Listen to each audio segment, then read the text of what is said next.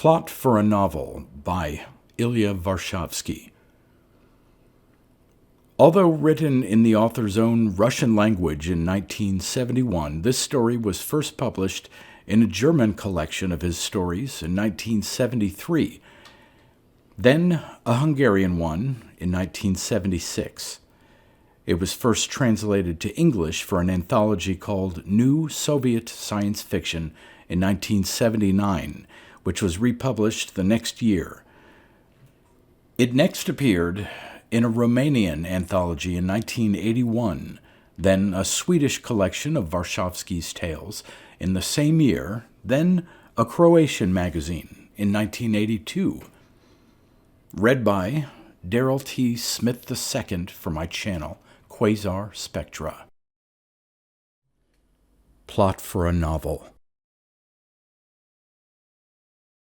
I was really happy. Anyone who has experienced a painful and protracted illness and is finally restored to good health can fully appreciate my state of mind. Everything delighted me. The fact that I was not placed on disability pension, but instead was granted an extended leave from work in order to complete my dissertation, which I had begun before my illness. The fact that I could now look forward to a rest at the sanatorium, thus relieving me of the pressure of thinking about my dissertation for the present, the comfort of the double compartment, the fact that my fellow passenger turned out to be a pleasant chap rather than some capricious female, and, to boot, I was being seen off by a charming woman whom I loved passionately and sincerely. I was flattered that such a beauty, ignoring the admiring glances of the passengers, was holding my hand like a little girl afraid of losing her father in the crowd. "Are you going far?" she asked my fellow passenger. "To Kislovodsk." "Really? So you'll be traveling together all the way?" She broke into that winning smile of hers that never fails to delight the men. "Well, then I have a special favor to ask of you. Keep a good eye on my husband." This was the first time since we had known each other intimately that she had used those words, and I was struck by the simple and natural way she had pronounced them. "He is still convalescing," she added. "Don't worry," my fellow passenger smiled. "I'm almost a doctor, you know." "What do you mean, almost? Are you a student?" "If you like, an eternal student with an MD's diploma." He slipped into the corridor and gently closed the door behind him to avoid disturbing us. "He's probably taking his PhD, she whispered, kissing me goodbye. I love to begin a journey in the daytime, to settle slowly into the rhythm of activity around me, to observe my fellow passengers, to unpack leisurely and get accustomed to my compartment. Today, everything was just as I liked it, and besides, I repeat, I was completely happy. At least, I thought I was. I say thought because for some reason I sensed a strange anxiety and restlessness building up within me. One minute I would jump up from my seat and go into the corridor. The next, after returning to my compartment, I would sort through my suitcase rather aimlessly, or I would begin reading and a minute later would toss the magazine aside and return to the corridor. I don't know why, but travelers are ready to pour out their innermost secrets to the first stranger they encounter. Perhaps this is an atavistic emotion, a hangover from the time when any journey was fraught with danger and every traveler became a friend, companion, and confidant. Or perhaps it can be attributed to man's inherent need to unburden his heart to someone, and the casual acquaintance, whom he surely will never meet again, is the most ideal listener. Meanwhile, dinner time had come, and my fellow passengers suggested that we go to the dining car. At dinner, I began to chatter endlessly. Even after we had finished our meal, I went on and on, although the waiter had changed the tablecloth, a gentle hint for us to leave. My new companion was an ideal listener. His boyish, angular figure, his greenish eyes with their sunburnt lashes, and even his hands, amazingly expressive with their long, thin fingers, were the personification of concentrated attention. He didn't ask any questions or probe, but simply sat and listened. I told him everything that had coursed through my mind on sleepless nights. I told him how, at the age of 35, I hated my profession and knew intuitively that writing was my real calling. I told him about my attempts to write and my failures, about my new ideas, and also that my stay at the sanatorium would clarify and settle many things for me. Either I would write one successful novel, or I would abandon all attempts forever. I even told him the plot I had in mind. I have no idea why I suddenly blurted out my secret, which I had not entrusted even to my beloved. I suppose I was assailed by too many doubts to confide my plans to her. However, I must admit that wasn't the real reason. The real reason was that I didn't know if I had talent, and I was ashamed to be a failure in her eyes.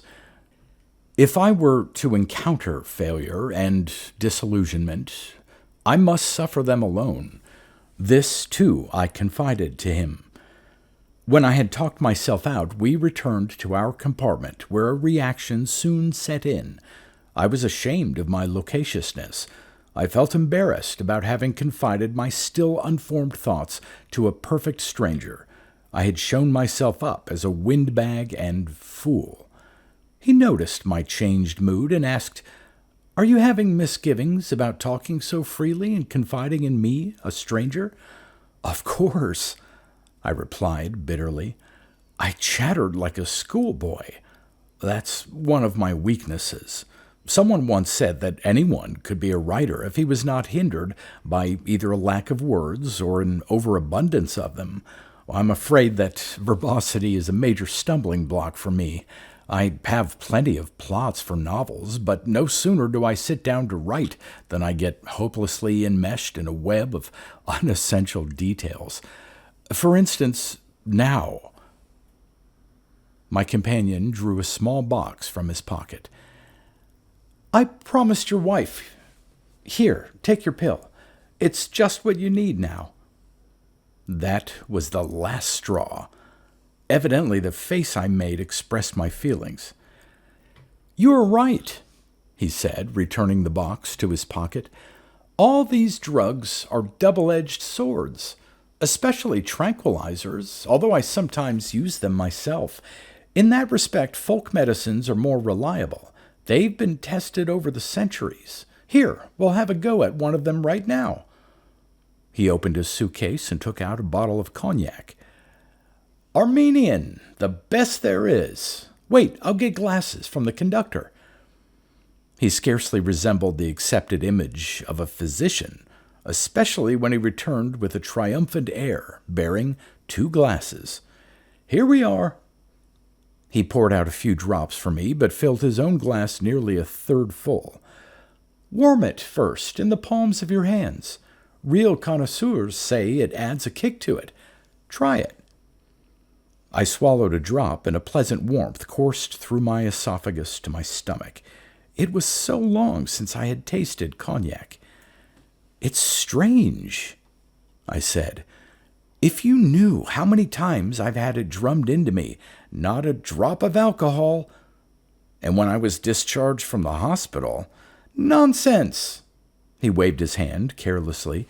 "Medicine has a lot of formal taboos. Alcohol is a social evil. The sad consequences of its abuse give some people an excuse to call for its prohibition. Yet, in certain situations, there is no substitute for it. Look, you've taken a swallow, and all is forgotten. Right?" He looked so serious when he said this that I couldn't help laughing. "True, but what about its after effects?" "I won't give you any more. So don't worry about after effects, because nothing's going to happen from just a few drops." With evident pleasure, he took a large gulp. "Then again, everyone reacts differently to liquor," he continued, holding his glass up to the light. Coffee gives some people insomnia and helps others to fall asleep. The human brain is a cunning mechanism. An eternal struggle goes on between excitation and inhibition. In each individual case, we must know what to stimulate and how to stimulate. In your case, for example, alcohol has a soothing effect. Wouldn't you agree? Yes, I suppose I would, but how the devil did you know that about me before I'd taken a single drop? If I didn't, I'd be an awful psychiatrist. Oh, so you're a psychiatrist? Partly. As I was unaccustomed to alcohol, my head was slightly woozy, and that, combined with the train's gentle rocking, left me feeling completely relaxed. What do you mean by partly? I asked languidly. A little while ago you said you were almost a doctor, and now you tell me that you're partly a psychiatrist. Exactly what are you? Well, to be more specific, I am a psychophysiologist.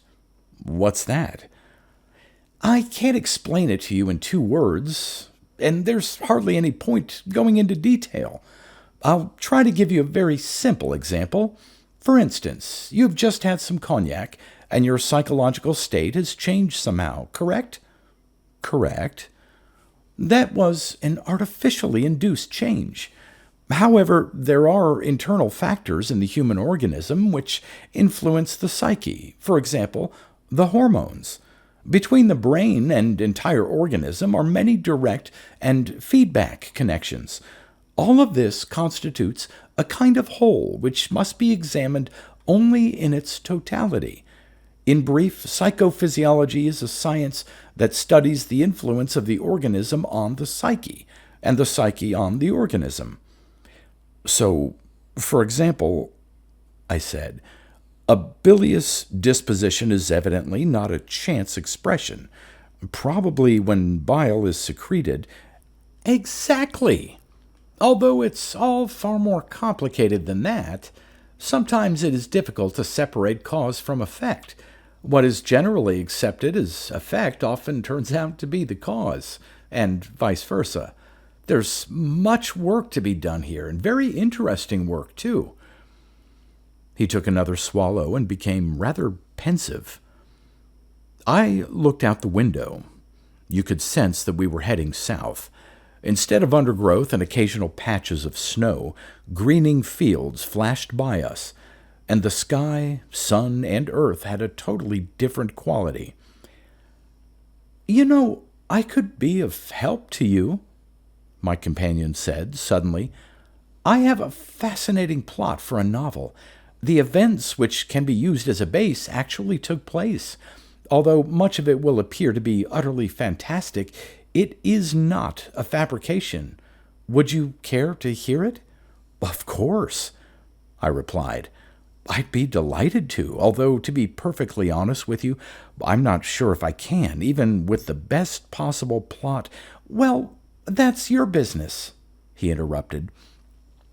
But I must warn you that the medical profession has a code of ethics that prevents me from releasing certain details, names in particular. You'll have to make up your own, and the rest, well, listen. The story begins in the clinic of a well-known scientist. We'll call him Professor.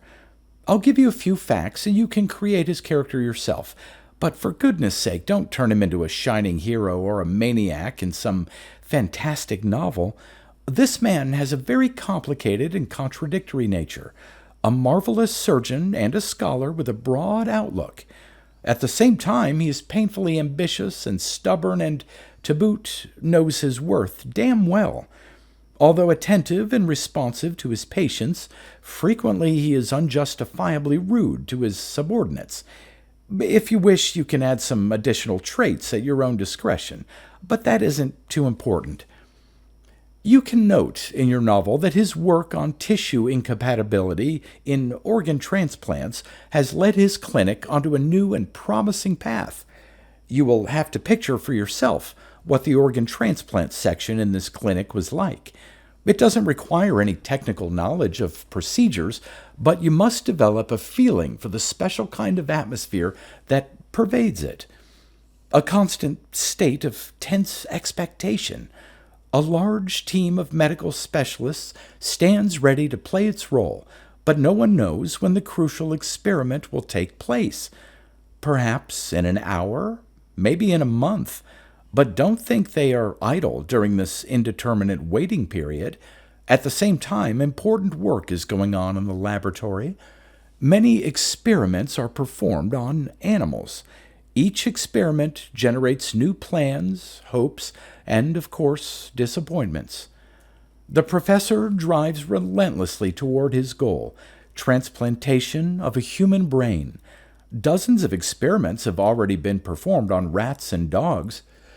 However, all this does not happen as quickly as you might think. It takes time. Years pass. Finally, the decisive experiment. A monkey with a brain transplant lives and thrives. Then the question arises, where do we go from here? Will a similar operation be performed on a human being? You're probably aware of the cautious attitude toward transplantation in general. And here we are dealing with an experiment fraught with new moral and ethical problems. The professor presents his case to higher authorities, but no one will commit himself one way or another. They use every plausible excuse to evade a decision. In brief, his request to perform a brain transplant is neither formally rejected nor officially approved. Meanwhile, time passes and the clinic performs successful heart, kidney, and lung transplants while continuing to pursue the main problem in the laboratory. All this, you might say, was a prelude to the final act. One day, the break came unexpectedly. The ambulance corps delivered 2 men to the clinic almost simultaneously. Both were unconscious. Both had been picked up on the street. The first had no identification. His name, address, age, and profession were unknown. The diagnosis was massive lung hemorrhage. The situation was practically hopeless. The second was a teacher, a bachelor, 30 years old, a victim of an unfortunate accident, an open skull trauma with brain injury. A state resembling life was maintained with heart-lung machines. However, if the second victim was unquestionably a candidate for the morgue, they could at least attempt to save the first one with a lung transplant for the second. That was the decision the professor made. Everything was ready for the operation, but they could not begin. You cannot imagine the restrictions a physician faces in such cases. In the first place, he must get the consent of the patient or his relatives, and in any case, the consent of the donor's relatives. In the second place, the organ to be transplanted can be taken only from a dead person, and while a spark of life remains in the donor's body, the physician is obliged to do everything in his power to maintain it. In the third place, well, I could go on and on about the problems you run into here. The surgeon encounters innumerable problems at this time, but the worst of them is the tense expectation of the patient's death. The heart ceases to beat, clinical death ensues, and high-frequency charges are applied to the myocardial region. Again, there are barely audible pulsations followed by cardiac arrest, and this time the shocks do not help. The last resort is to open the chest and massage the heart. This last measure yields results, although not for long. However, in the case I am describing, there was one detail that closed the door to life completely. The second victim had tuberculosis. There are many people ill with tuberculosis who are unaware of it. Their bodies have developed certain means of holding the illness in check, so it does not progress. But not a single physician will transplant an organ from a tubercular patient. In this case, you might say, the surgeons could have removed their gloves and shipped the bodies to the morgue. I had a good reason for focusing your attention on the professor's personality. Otherwise, you would not have understood what followed. Another decision was made instantly to transplant the first victim's brain to the tubercular patient. And please note that this was to be done without observing any formalities. There was no time to phone Moscow and ask for permission. But to tell the truth, I'm not even sure the usual ethics I mentioned were observed here. Then what did the professor count on? I asked. It's hard to say. First of all, naturally, on success. When people of this type are taken by an idea, they simply don't allow for the possibility of failure. In such situations, someone must be the first to shoulder the entire responsibility for the undertaking. Besides, he evidently felt, and justifiably, that one corpse was better than two. In general, I feel that he acted more on impulse than on the basis of a rationally and carefully thought-out plan. But the patient didn't have time for debates and plans. You can skip the description of the operation itself. It is such an extremely delicate procedure and can hardly be of interest to the lay reader. Besides, you would probably get it all wrong. The most important thing for a writer is psychological collision, and this situation was loaded with it. So the operation was performed. The following morning, the donor's wife traced her husband through the information bureau and identified him at the morgue. She was told he had died of a massive lung hemorrhage, which of course was true. She was spared the remaining details. It would have been too much of a shock for her. He was a 25-year-old journalist. They had lived together only 1 year and had been very much in love. Believe me, the most difficult task in the arduous practice of medicine is talking with the relatives of a dead patient. Even if he has done everything in his power to save him, he still has the feeling that he is guilty of something. Therefore, we can forgive the professor for not speaking to her himself, but assigning an assistant to the task. Sometimes the boldest people are faint-hearted. Besides, one must not forget that there was still a second victim to consider, and the professor not only felt a responsibility to society for him, but to his own conscience, too. Now, what had they learned from previous experiments with brain transplants in animals? That animals with brain transplants recovered their motor functions and their sense of balance comparatively quickly, that most of the conditioned reflexes developed in the donor's lifetime disappeared after a transplant, but were restored more rapidly than those developed from scratch in a control group. That subjects with brain transplants were fully capable of functioning. That was all they knew. This was hardly enough information to predict the behavior of a human being after such an operation. There are many, many factors here that can't be verified in animals. What remains in the brain? What is completely erased? What is driven into the subconscious for a long time, or perhaps forever? Finally, there is the matter of speech. It is also a product of training. Personality? I have already said that the activity of the brain cannot be studied apart from the total organism. There are innumerable paths of interaction, most of which are still a puzzle to us. In brief, a man with a brain transplant cannot be considered a symbiont with one individual's personality in another's body. What you get is a completely new individual. As you can see, there are more unknowns than knowns. However, the operation was performed.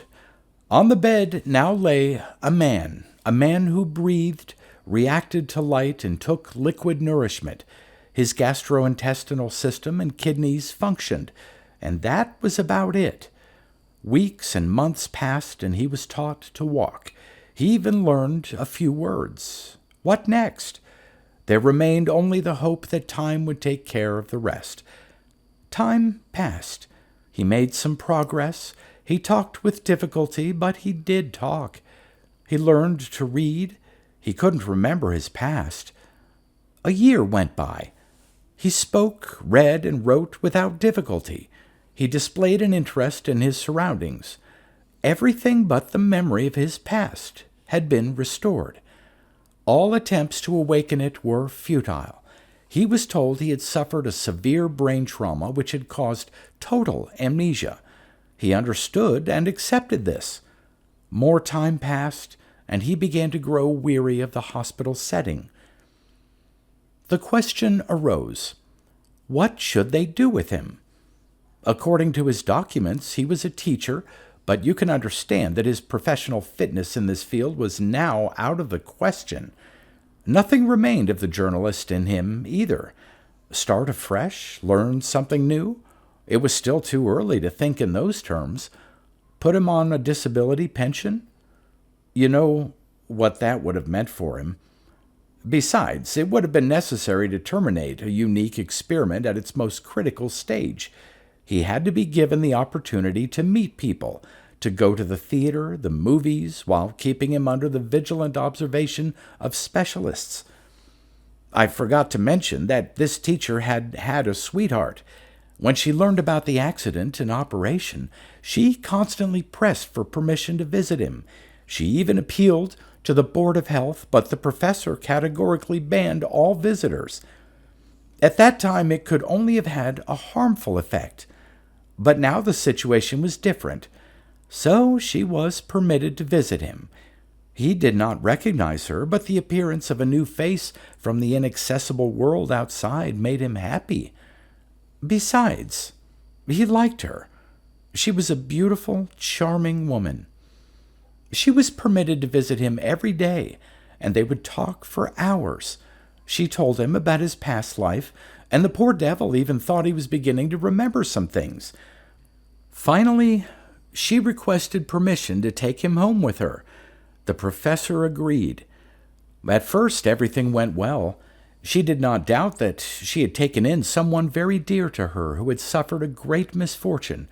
Financial problems were not anticipated, as the teacher had had savings, and the clinic could maintain him on the sick list for a lengthy, indefinite period. A change of environment was simply a necessity for him. As far as the moral aspects of this story are concerned, one doesn't cry over a few hairs when a head has been removed. The more so when both of them were unquestionably very happy together. It was now a matter of wait and see. Unfortunately, things didn't continue to go well. Either his memory had begun to revive, or something from his past as a journalist had been pushed into his subconscious. At any rate, he began to leave the house regularly and stand by the hour on the staircase of the apartment where the journalist had once lived. Naturally, his sweetheart became alarmed. She sought the professor's advice, but what could he tell her? Apparently, something inevitable had entered the picture, and in this situation it was hardly possible to change anything. Finally, it happened. He met the wife of the journalist. I've already mentioned that the journalist and the wife had been very much in love. Ah, love! How many volumes have been written about it, and yet how little it has been studied. Oh, the hell with it. He interrupted his story and reached for the bottle. We won't be prigs about it. One more swallow won't hurt you. After all, you are, so to speak, under the watchful eye of a doctor. Where did you hear this story? I asked. He stammered. Well, I was called in several times as a consultant on the case. Shall I continue? Please. So they met. He was overwhelmed. Evidently her image still remained somewhere in the recesses of his memory, and what he thought was love at first sight was simply a subconscious reaction. And what about her? What about her? He was no more than a stranger to her, evidently, not to her taste, and besides, she had not yet recovered from the shock of her husband's death, so she paid no attention to him. He began to pursue her. He would wait outside her apartment by the hour or strike up a conversation with her on the subway. If a man is persistent enough, then sooner or later... In short, everything followed the classic pattern. Don't judge her too harshly. She was still quite a young woman and painfully lonely. Besides, she sensed something of the man she had once loved in this determined suitor.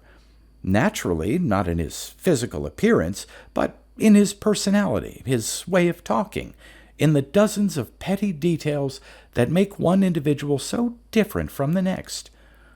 But what about the woman who had taken him from the clinic? I asked. Did he leave her? That's just the point. He didn't. He loved her too. You will have to be very tactful when you describe their relationship. You must understand his psychology. This was not a vulgar love triangle. It is difficult to explain. Just as there were two men in him, so both women. No, that's not it. I have it now. The two women merged into a single image for him, which he could not separate. Perhaps a specialist would find the seeds of mental illness here, but how many of our literary heroes, strictly speaking, were in sound mental health? Raskolnikov, the Karamazovs, and others? He took out his little box and swallowed a pill. He looked awful. His eyes darted about wildly, and his forehead was covered with sweat. It appeared that we would have to reverse our roles, and I would have to soothe him. However, I became more and more interested in his story, and I began to have suspicions about a few things. Tell me, I probed, this second fellow, the teacher, what did he teach? What difference does it make? Let it be anything you wish, even physiology. I'm giving you the plot, and not, please continue. I broke in. It's really a fascinating plot. All right. So there were these two women, and neither of them would accept this situation. Both were young, beautiful, and ambitious in a feminine way. Each looked upon him as her own. The last act of this tragedy, in which the principal players did not know their true roles, was played out. I purposely told you about the seeds of mental illness. The brain, you see, has defense mechanisms. When a situation becomes intolerable, one often retreats into an imaginary world, and reality is replaced by delirium. Specialists have a name for this condition, but you can use the term insanity. When an individual imagines himself to be someone else, it takes a special form. And so, at the end of your novel, you can, if you wish, include a mental institution. An unhappy ending, I said. I must admit I expected something other than lifelong confinement in a mental institution. Why lifelong? He objected. The medical profession is well equipped to treat such diseases. You can always cure them if you can remove the cause, and that is the most difficult part. You can, of course, remove the patient temporarily from the conflict situation, but you understand that in this case it was, at best, a temporary measure. Sooner or later they would meet again, and everything would begin anew. There is a more radical approach. Tell the patient the truth so he understands the cause of his illness and can examine his problem more objectively. He might even find himself telling someone all about it sometime. Excuse me, I can't continue. It's terribly smoky in here. I'm going to the corridor. I waited until the door had closed behind him, poured out half a glass of cognac, and drained it in one gulp because, my God, how could I have forgotten that boyish figure in the white smock, with those attentive greenish eyes and sunburnt eyelashes leaning over my bed at the clinic when they were teaching me to talk, and then through the haze of delirium. Much became clear to me now, so much. I could start anew. The most important thing to me now was that she had really called me her husband. Nothing else mattered, even the 3-month stay ahead of me at the tuberculosis sanatorium.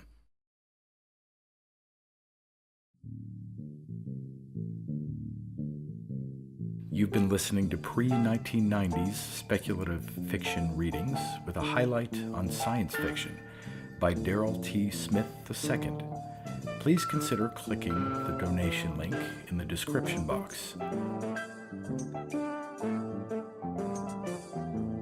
Thank you so much for your time and your imagination.